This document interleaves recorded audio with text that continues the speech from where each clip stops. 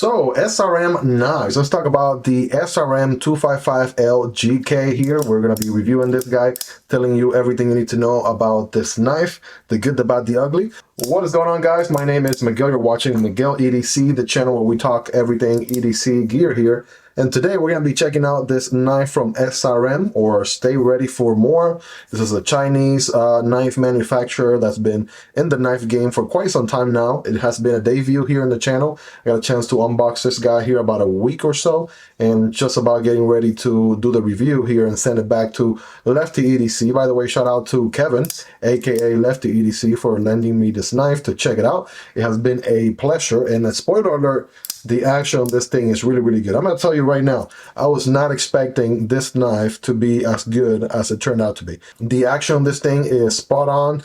This thing rocks out with an attitude, super smooth on the drop shot, super effortless experience here with the crossbar lock mechanism, and we're going to get into it. We're going to go ahead and break it down, talk about everything you need to know about this knife. If you're considering purchasing this knife, it is highly recommendable, and we're going to talk about all the different ways where this knife does really, really well. Some small little things I will discuss as far as some cons later on in the video, but really not that many, right? This knife really excels a lot at what it aims out to do, and it does an excellent, excellent job. So really quick, any knife that you see on this video will be linked down below in the description. So if you want to learn more about this particular knife or any other knife that you'll see in this video, you can check out those links. Those affiliate links do help out the channel at no extra cost to you. So if you're considering buying a knife and you do it through those links, it would kind of give the channel a little kickback, and that of course is appreciated. You know, it really helps bring you knife content like this on an ongoing basis. So let's go ahead and get things started then. Let's get a quick measurement here on this bad boy, and this is a slightly medium to large knife. We're talking about 7.5 inches total length. We're looking at about 3 1/4 on the blade and about 3 inches of the, well, actually no, 3 1/4 of cutting geometry as well. The handle is going to be 4 1/4 on the handle, right? About so, more or less. And what do we have going on here on this knife? Well, first of all, the first thing you notice with this knife is how lightweight it is. Super lightweight. We'll do a quick weight on this thing here in a moment. As a matter of fact, let's get this thing over with. I mean, it's just one of the greatest features of this knife. It's how lightweight. For people who really appreciate lightweight knives, this thing comes in at 2.5 ounces. 2.5 ounces for a over 7 inch knife. So that is definitely a really, really lightweight knife for sure. So as far as materials, we have G10 going on here for the handles. We do have some liners that are part of this back spacer, if you will, sort of the whole one solid construction here with the Stay Ready for More little back spacer here. Also works as part of the housing for the crossbar mechanism, locking mechanism there. But other than that, the other liners are very minimal. That's why it's so lightweight. Now the blade is also very, very thin. We have a very interesting steel here. We have 10CR 15CO MOV. And this model here is the SRM 255L-GK. We have a little bit of billboarding here on the blade. Also has whatever this submodel name is right here, which if you ask me, honestly, I think they could have done a lot. You know, they could have done away with all of the billboarding. Probably the SRM here, that's about enough. And then it says Stay Ready for More on the blade, but it also says Stay Ready for More right here in the handle. So it's a lot of, you know, there's a SRM in the pivot also, right? So maybe they could have cleaned up the blade a little bit. That would be sort of my feedback there. But we're working with a drop point blade here, satin finish going on, almost looks like bell satin finish, honestly. Flat grind going on all the way through. Pretty tall flat grind also. There's a little bit of a swedge right here towards the top. And this one has a mirror looking polish on the edge right there, which looks really, really good, really, really sexy. I don't know if the camera actually picks up on that, but that mirror edge on the edge and the mirror finish on the edge looks really, really, really good. Let's do some size comparisons here, shall we? Right, again, we said it's a medium to large knife, so here it is next to the PM2, right, a little bit shorter than the PM2. Here is the Para 3, so it probably will be more Para 3 territory. As a matter of fact, it really compares very well to the Para 3. How about the Demko AD 20.5 on the shark's foot blade? This one's on the titanium handle. And honestly, very comparable, right? I think the Demko AD 20.5 might be just a hair shorter. Here is the Slicer Shark Cub right here. All right, definitely a little bit shorter as well. Ontario Wrap Model 1. Take a look here. That's a large knife, of course. And here's a Wrap Model 2. The SRM model here is somewhere in between, but a lot closer to the Model 2 than it is to the Wrap 1. And here are the very popular CJRB Pyrite with the Warncliffe blade, coming in just a tad bit shorter, about 1/4 inch shorter. And here is the Raccoon from Vosteed, and honestly, the Raccoon is just a tad bit longer. So that SRM model right there slides pretty well in between these two. Well, you guys be the judge right there. Of course, this is just to give you an idea. How's the action on this thing? The action on this thing is really, really good. Awesome, awesome action. So of course you have a crossbar lock, but what's really good here is that you have just enough tension, but it makes for a really smooth action. I said this during the unboxing, but it almost sounds like, I'm not sure if it comes out on camera, but it almost sounds like you literally can whip this blade out. That's how fast, that's how quickly this thing comes out. So you got the thumb deployment, you can use the crossbar to deploy as well, you can do the reverse flick. That's at least 3 different deployment methods right there. Probably also deploy it like this with a little bit of a shake right there, even though it gives the blade enough resistance. If you shake it, you really have to shake it hard in order for the blade to come out. So that's another possible way. The blade is very nice in a line here. Let's get a quick blade stock thickness, shall we?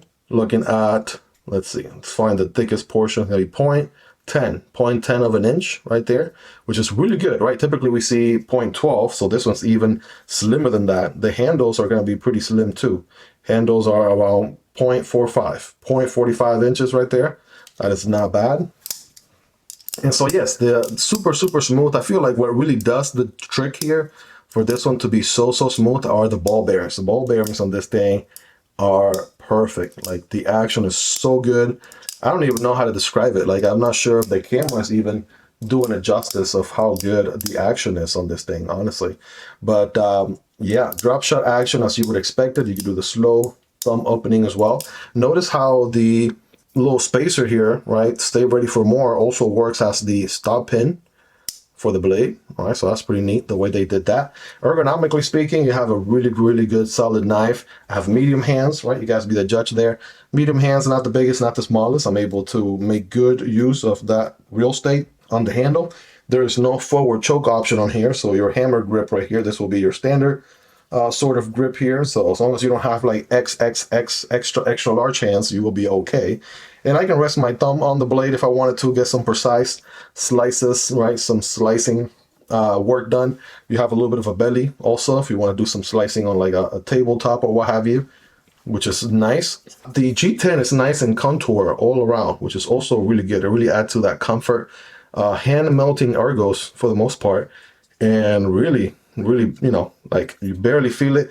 Pocket clip is done really good. I want to say when I am bearing down on it as hard as I can almost not feel that pocket clip there at all. Probably like a 9 out of 10, 9.5 out of 10, which is not bad.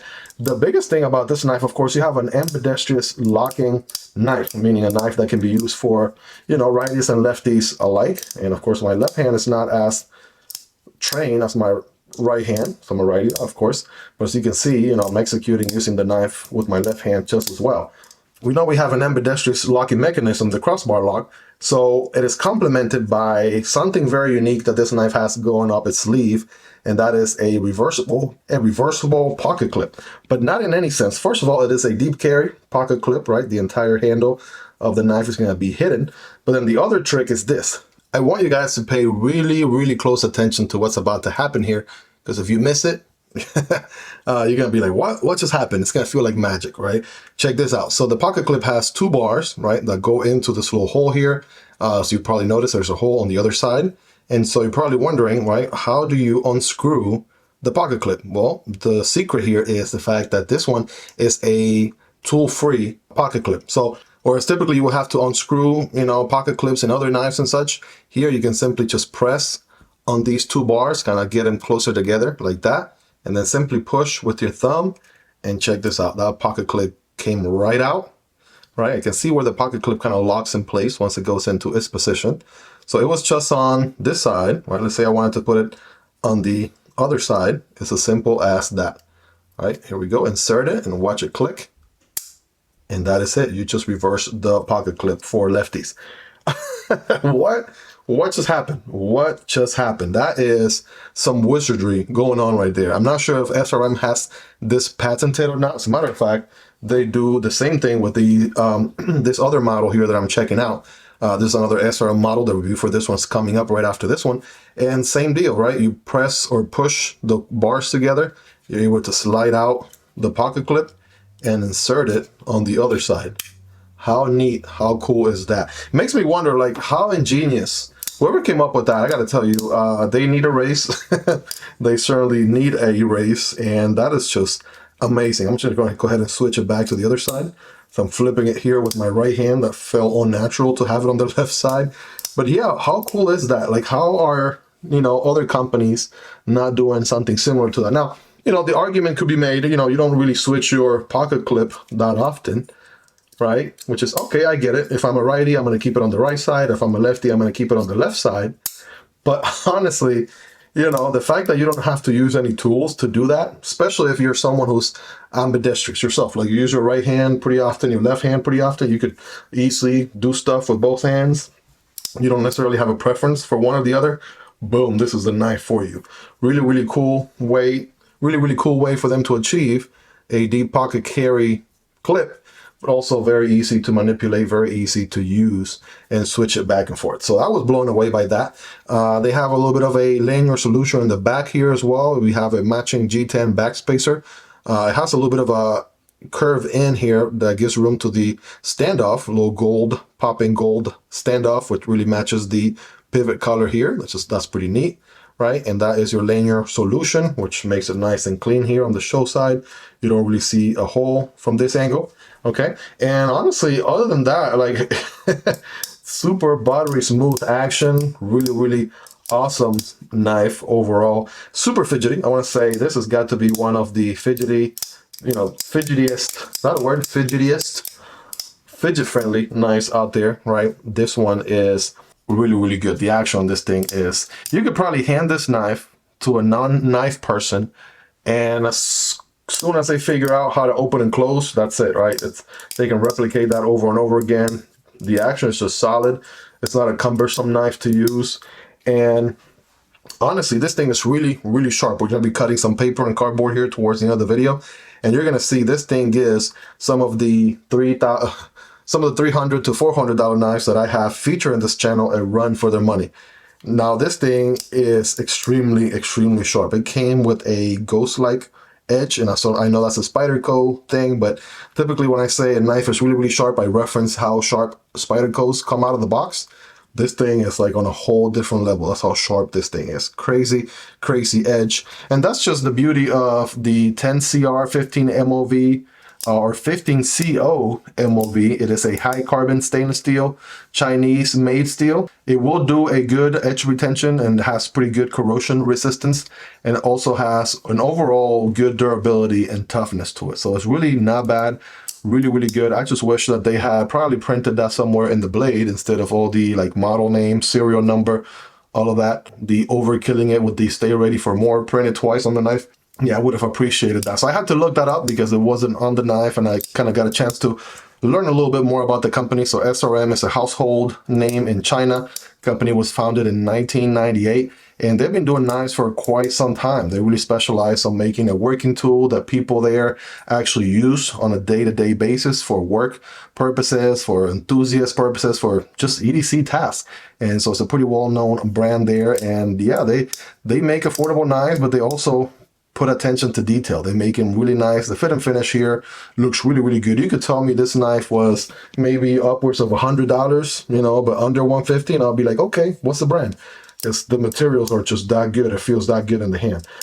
This one does come in at around $72.95. It is one of SRM's new models to come out, so it isn't quite available everywhere.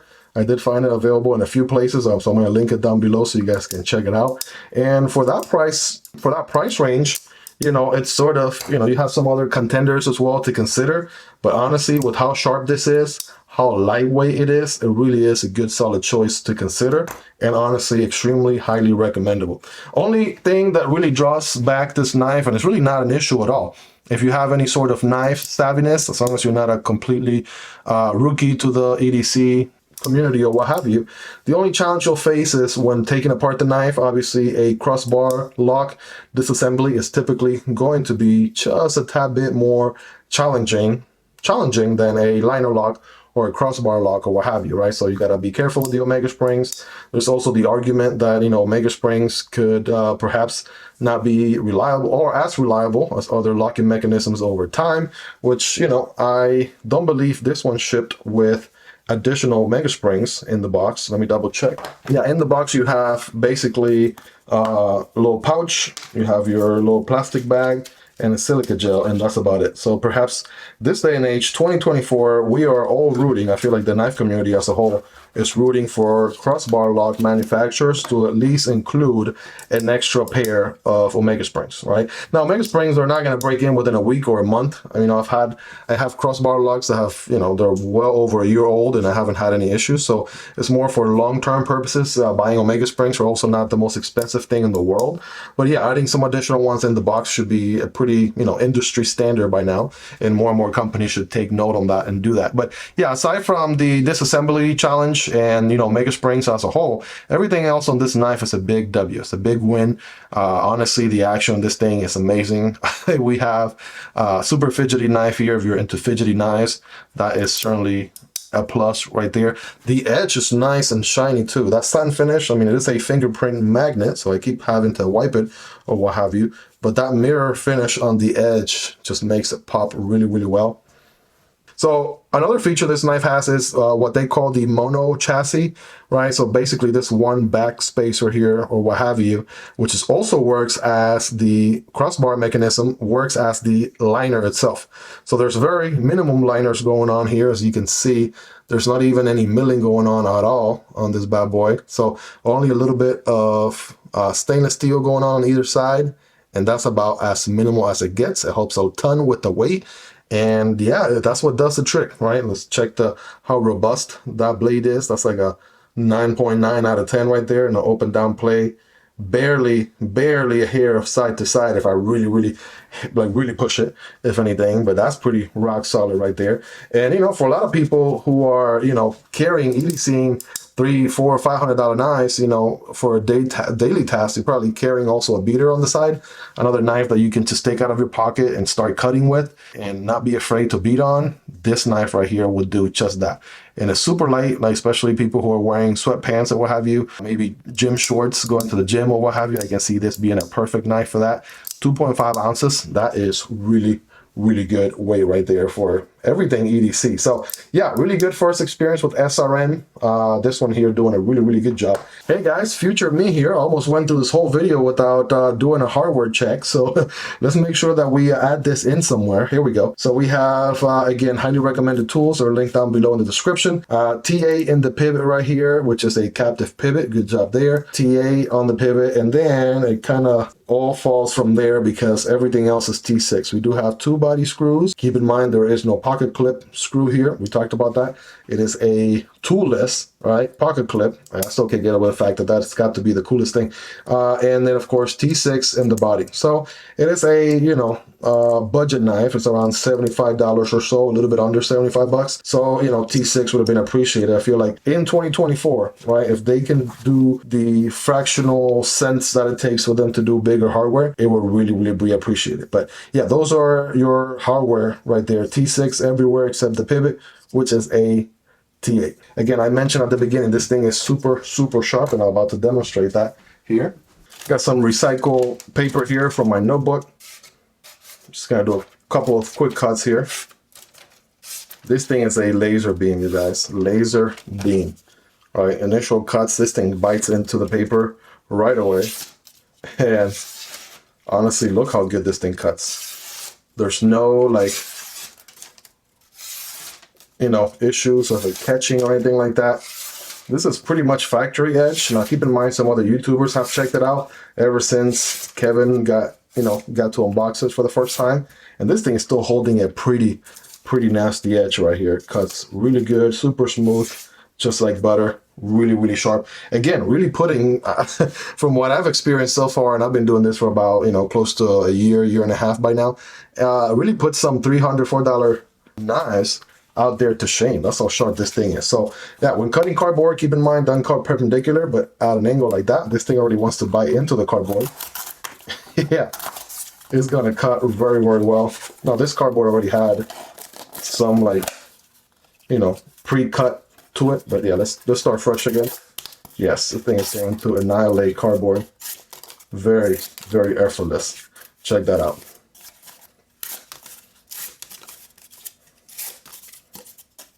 Yeah, you guys rate it in the comments from 1 through 10. How sharp is this guy? This thing is wicked sharp. Wicked sharp. This thing is wicked sharp. Super sharp.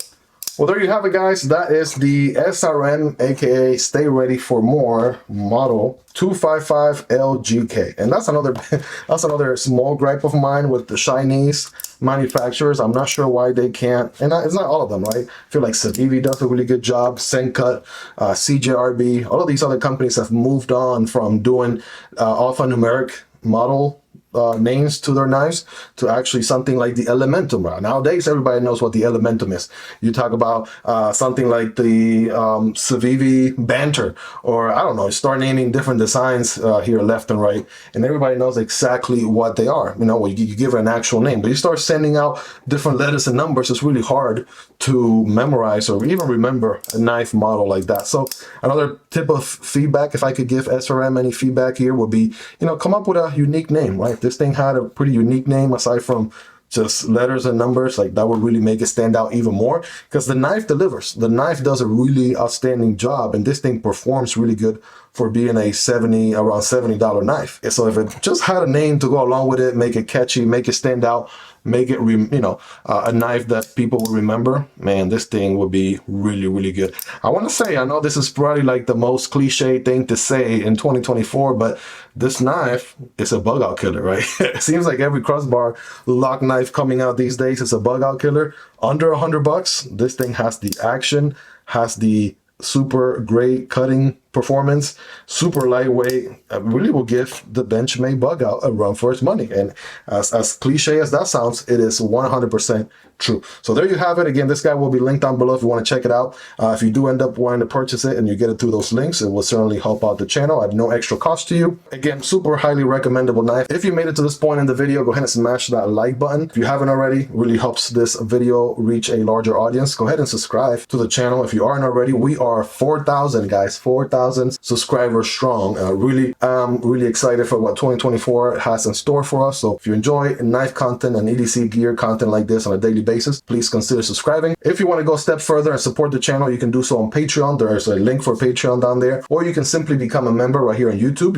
You have access to exclusive perks. Chances are by the time you are done watching this video, the review on this other SRM model, this one is the 722AB-AB, will be ready. And if that's the case, I'm going to link that video here next. Another great performer with slightly different geometry, but just as excellent action and performance. So definitely check this one out. Love you guys. Thank you so much for all your love and support, and I'll be catching you on the next one.